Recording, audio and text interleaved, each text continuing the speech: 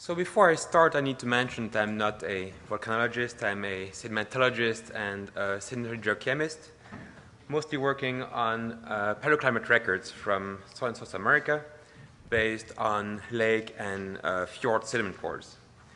And because of the large amount of active volcanoes in southern Chile, I've been involved in some Tephra-related projects.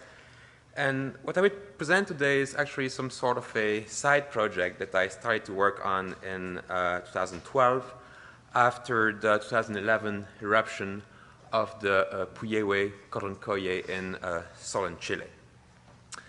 So as most of you probably know, tephras preserved in lake sediments are commonly used to synchronize sediment archives of climate and environmental change. And they're also used to correlate lake sediment archives with terrestrial environments. In addition to that, tephras preserved in lake sediments also provide an opportunity to reconstruct explosive volcanic activity, such as eruption frequency and tephra dispersal. And tephras preserved in lake sediments are in general much better preserved than in terrestrial environments. This is an example here of 3 to 4 tephras preserved in a lake sediment core. And you can imagine that if you have these tephras in a terrestrial environment, they would be either blown off by wind or incorporated into soils, and they would not be well preserved in a terrestrial setting. So lake sediments are generally considered as one of the best archives of tephra stratigraphy, but of course there are also issues with lake sediments. And one of these issues is the sedimentary processes that may affect the record of tephra in lakes. And that's what we decided to look at into more details based on the tephra of this 2011 eruption of the Puyehue-Cordon eruption in Chile. So this is an eruption that has been well documented. Most of you have probably seen images like this one. It's one of the classical pictures of the eruption. The volcano belongs to the southern volcanic zone of Chile, which is this black region here around 40 degrees south in the Andes of Chile. So this southern volcanic zone results from the subduction of the Nazca plate here under the South American plate. And the Puyehue-Cordon volcano is this one here at 40 degrees south. It's one of the many volcanoes that are located along the Andes here in a north-south direction.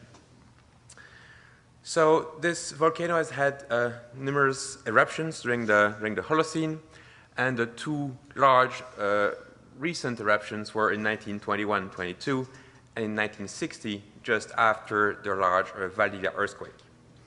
And for us, something that was important about this volcano is that it is located in a region that's very rich in lakes. The region is actually called the Chilean Lake District. So this provided a good opportunity to investigate how volcanic eruptions are recorded in lake sediments. So this is how the eruption started on June 4th, 2011. You can see here the volcanic ash cloud being transported towards the southeast, so towards Argentina. Here the border is somewhere here in the north-south direction. And this is an animation that will show you the direction of the volcanic ash cloud during the first 2.5 days of the eruption. So the volcano is represented here by this red dot. And if I start this animation, you will see here the ash cloud being transported towards the southeast, turning towards plain east during the second day of the eruption.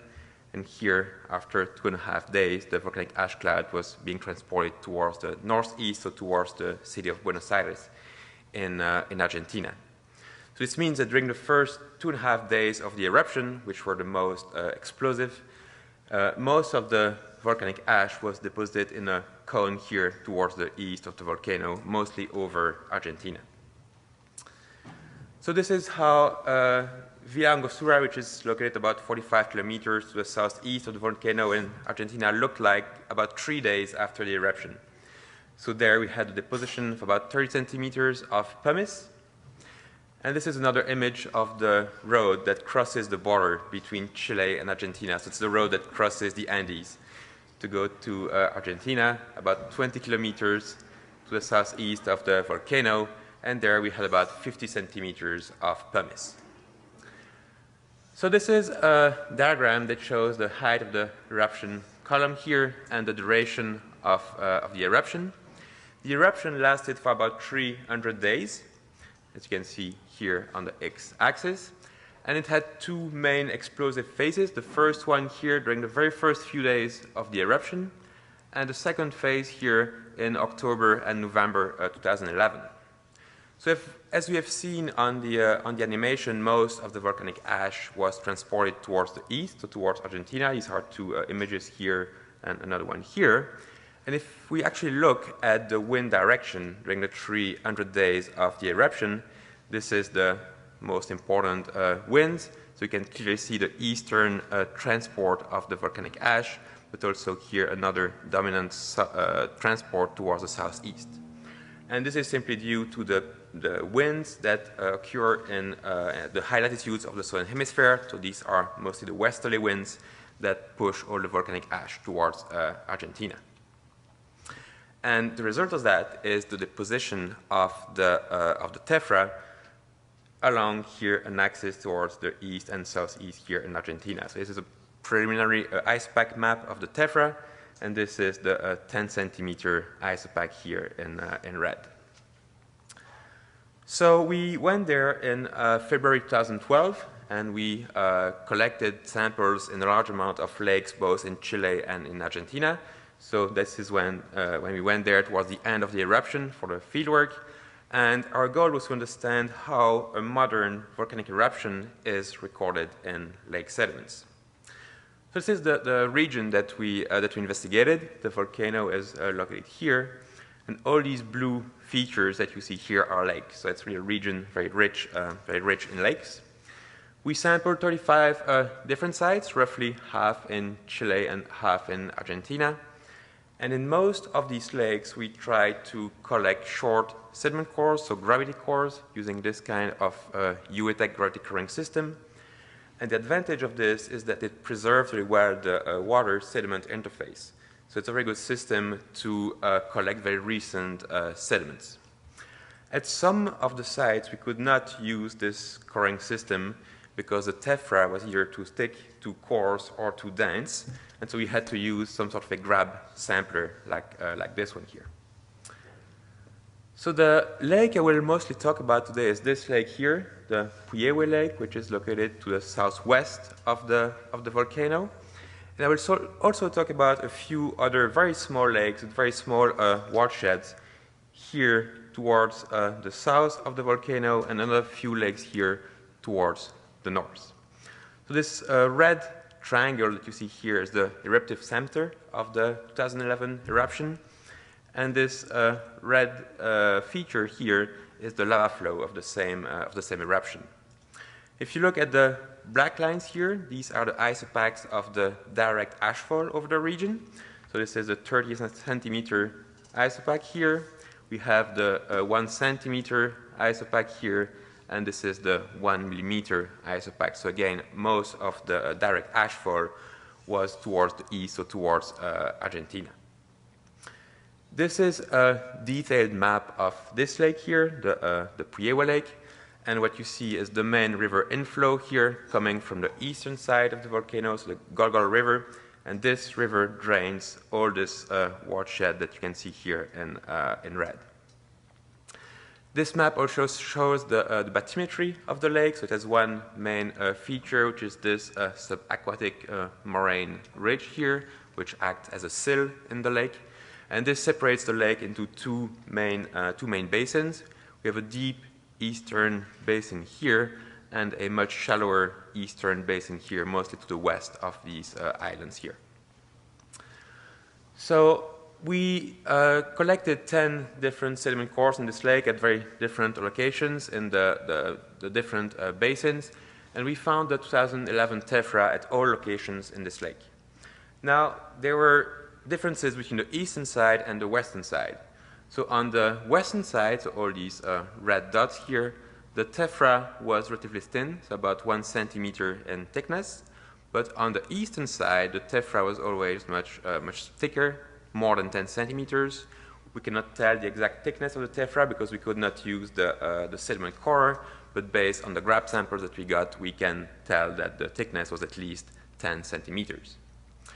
Now, if we look at the grain size distribution of the same 2011 tephra samples, this is the grain size of the western sample, so all these red dots here, and we can see very fine grain particles here, mostly between 5 and 20 microns, and then a second mode here at around 5 millimeters, corresponding to pumice grains that were incorporated in the tephra on the western side of the lake.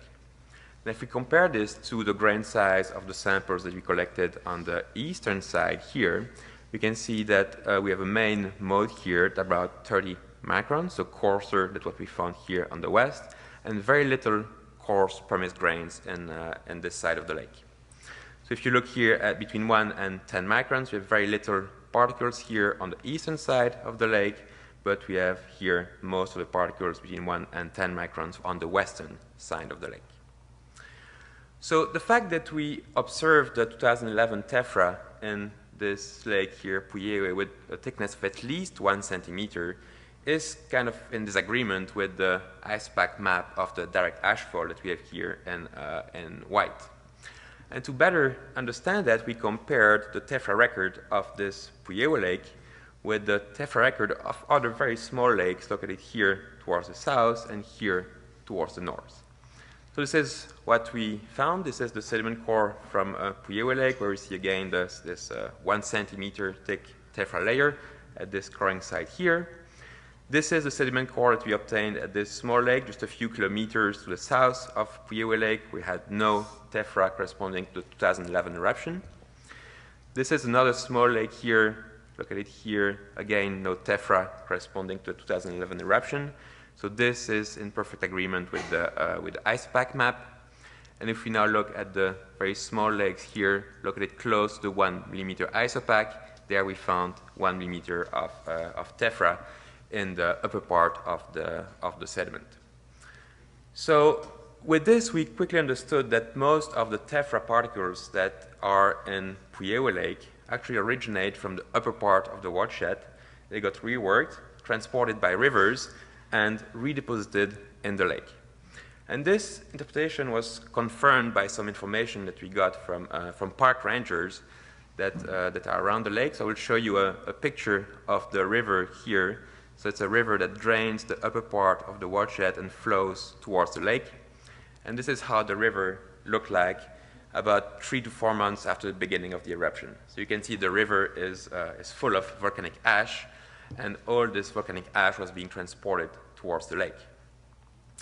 So the picture that I just showed you is from this river here, so from the southern flank of the volcano. We have similar images from the northern flank of the volcano here, so there are also rivers that drain the northern flank and then flow towards Caulle Lake. So I'll now show you an image of this river here.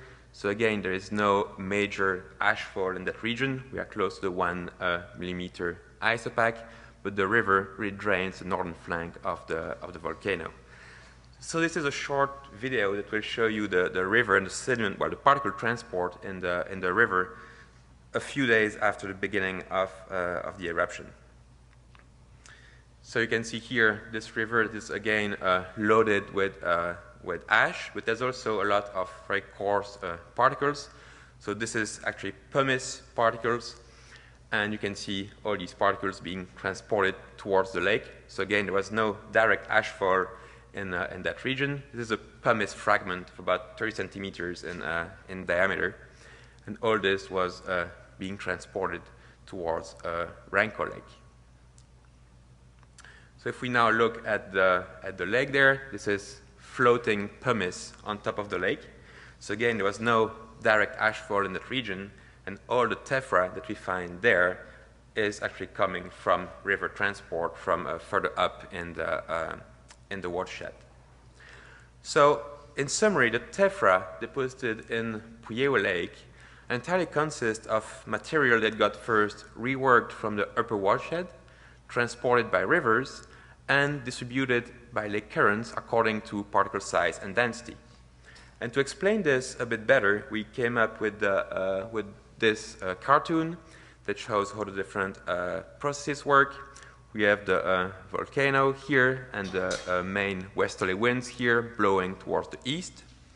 So during the eruption, most of the volcanic ash was transported towards the east, so towards Argentina, and the direct ashfall occurred on top of the volcano and towards the east. Now, on the flank of the volcanoes, there are these rivers that mostly drain towards the west, so towards the Chilean side of the Andes. And these rivers transport particles, transport tephra, that get redistributed in the lake according to different types of currents. So most of these lakes are stratified, so there is an upper low-density warm water layer, which is the light blue layer that we have here. And there is in general a second layer in the deepest part of the lake here, which is a colder and denser layer. And then depending on the density of the river inflow, the particles get transported according to three different types of currents. When we have the coarse pumice, these pumice float on top of the lake, and they can be transported by these surface currents, so the overflows. When we have the river input with a very high density, so a lot of suspended particles, this creates these underflows, the turbidic currents. These currents are always confined to the most proximal basins, so these currents cannot cross sills like this one. And then when we have the river input with a density that's relatively low, but higher than these pumice grains here, so when we have a little bit of very fine-grained particles in suspension in the river input, this creates this kind of undercurrent, so the interflows, and these currents can travel across the entire lake. So the consequence of that is that in the proximal basins like this one here, we mostly have coarse particles, coarse tephra, that are transported through the underflows. In the distal basins like this one, we have low amounts of fine-grained particles, mostly transported by these interflows that can travel across the entire lake. And then in addition to that, we have pumice that is transported by overflows reaching most of the lake basins. So if we take sediment cores on the western side, in the distal basin, we have thin tephra layer, fine-grained layers with a few pumice grains. But if we take cores on the proximal eastern basins, we have much thicker tephra layers. They're also coarser grained, and they also contain a few tephra grains, a few pumice particles, sorry. The good news is when we look at glass shard geochemistry, so we compare the geochemistry of glass shard from the western side of the lake, the eastern side, they have the exact same composition. We compare this with the other small lakes located here to the north, again, same composition. Also compare this with the geochemistry of glass shards from terrestrial samples that we got in this region here, all had the exact same composition.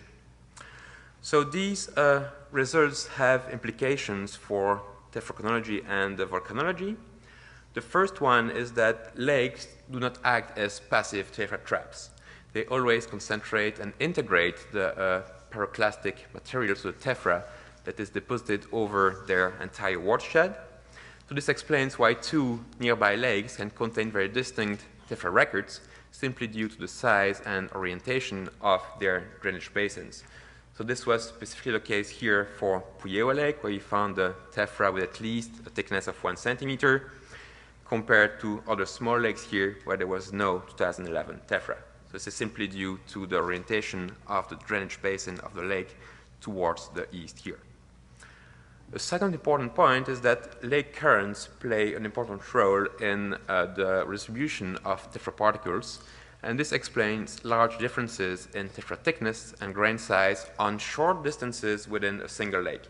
And so this should not be seen as a negative criterion when we try to correlate different sediment cores from a single lake. This is simply due to different currents that affect different parts of the lake. The third point is that lakes with large watersheds, such as Puyehue, record many more eruptions than smaller lakes, because the smaller lakes only record direct ashfalls. And this leads to very different conclusions regarding the recurrence rate of past volcanic eruptions. The last point is that using lakes with large watersheds, such as the Puyehue Lake for ice pack mapping, always results in the overestimation of the area and of the volume of emitted tephra, and as a consequence of the volcanic explosivity index for past eruptions. So the main conclusion here is that site selection is important, and for accurate results in volcanology and tephrochronology, we should focus on small lakes with limited drainage basins, so the lakes that are mostly fed by direct atmospheric deposition, and not the lakes that have large watersheds and large rivers.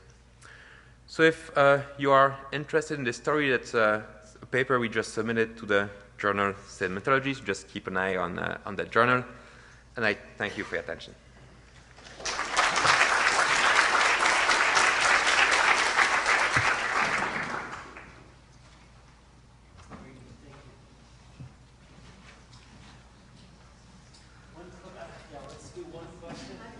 Something I'd never thought of before.